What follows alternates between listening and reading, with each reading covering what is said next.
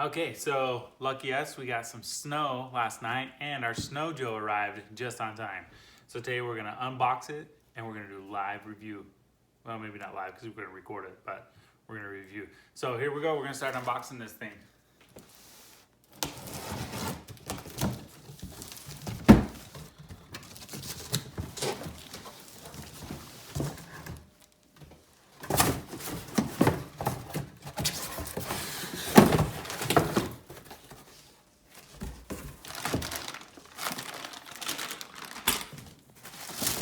Here's the instructions. Any self-respecting man knows he doesn't need them.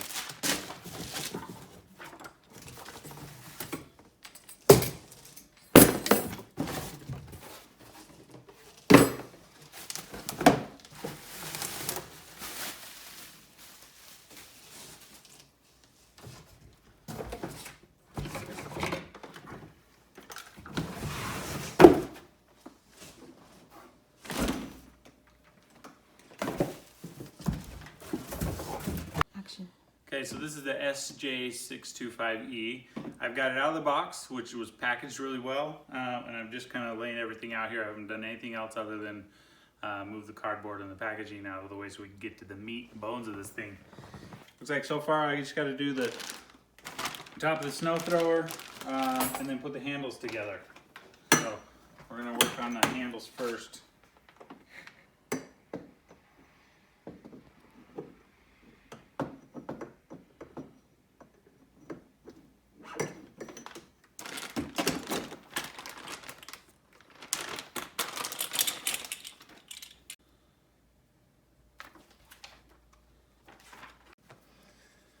Okay, I took the rest of the stuff out of the packaging so I could get to it easily. So we're gonna put the handle on first now, get it all figured out here, I believe. Handle just goes in the notches. It's got these cute, cool little clips that help hold it in place. Long end goes on the top. There's two holes here that it goes into. You get it lined up right. There's one.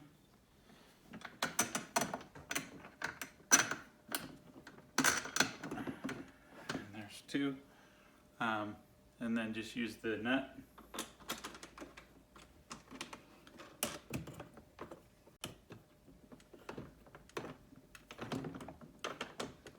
These are lock nuts, so they're a little tight. Once you get them started and get them in there, they're not going to come undone. So just make sure you hand tighten them down really good. You don't need to use pliers, channel locks, or anything like that.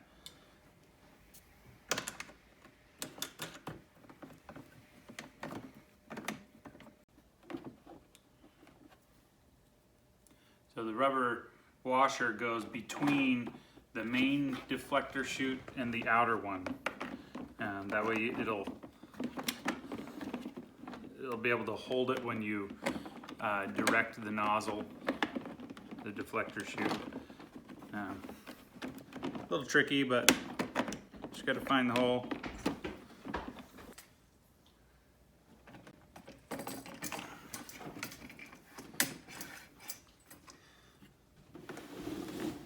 So there's a little cotter pin here you're going to have to pop off.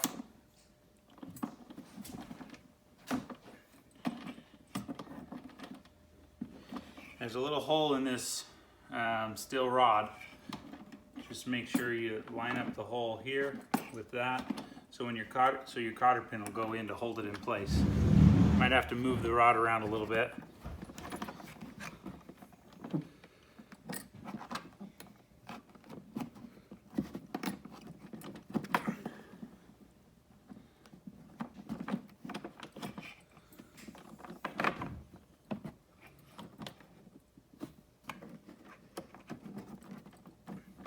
Once you have the cotter pin through there, you can use this to turn your snow thrower chute any direction you want. Now let's wrap up the handle here.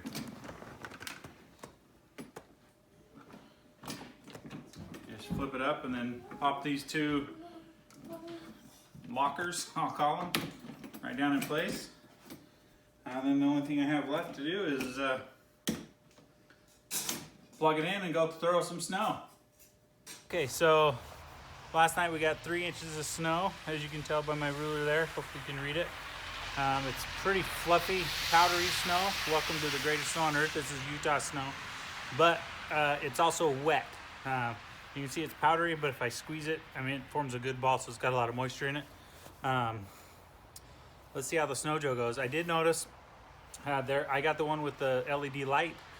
The light doesn't go until you've pushed the safety button and turned on the snowblower. Haven't used it yet, just tested to turn it on. So I'm gonna take this out and let me show you where the safety button is. There's a safety button right here. You have to push in before you pull down the handlebar to engage the engine. So we're gonna go ahead and keep cranking away.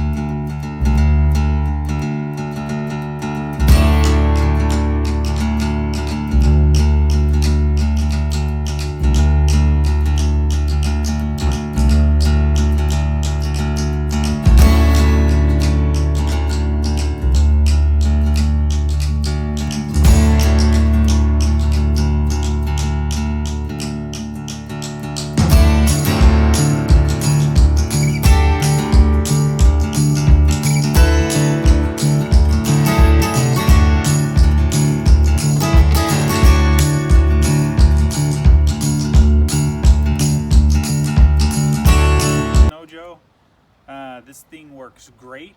It's light. When you run it, it sounds like a vacuum. It's not very loud. It's easy. All did a great job. The one thing I had to get used to was always having to push the safety button in before you could engage the motor. That was a little tricky, but once I got the hang of it, it worked great. I like it. We'll see how it handles this winter.